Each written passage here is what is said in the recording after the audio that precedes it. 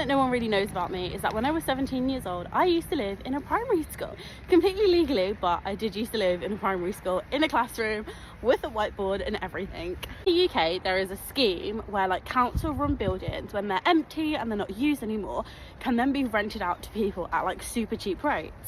And in Birmingham there's loads of students, so the primary school was overrun. It was too small for the amount of students they had, so they decided to build a new one, but they didn't do anything with the old one. They just kind of left it, so they decided to rent it out.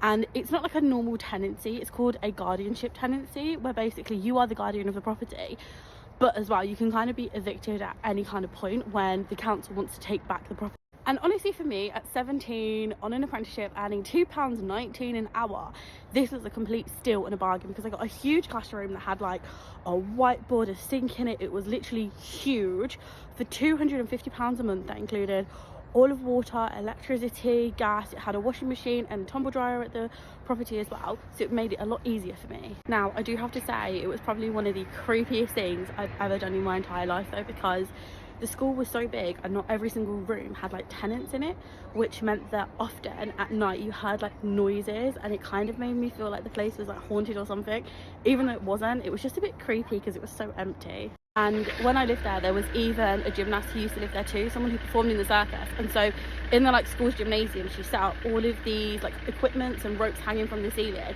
and she used to practice in there, and I used to go and watch her and spend time with her, and honestly it was so cool to see. I just decided it wasn't really for me anymore, but I stayed with this team and I ended up moving into a derelict care home, which was equally as weird, I have to admit. It was a great place to live on a budget. If you've ever lived anywhere really strange, let me know in the comments, and let me know if you've ever heard of this scheme before, because it was a shock to me when I learned about it.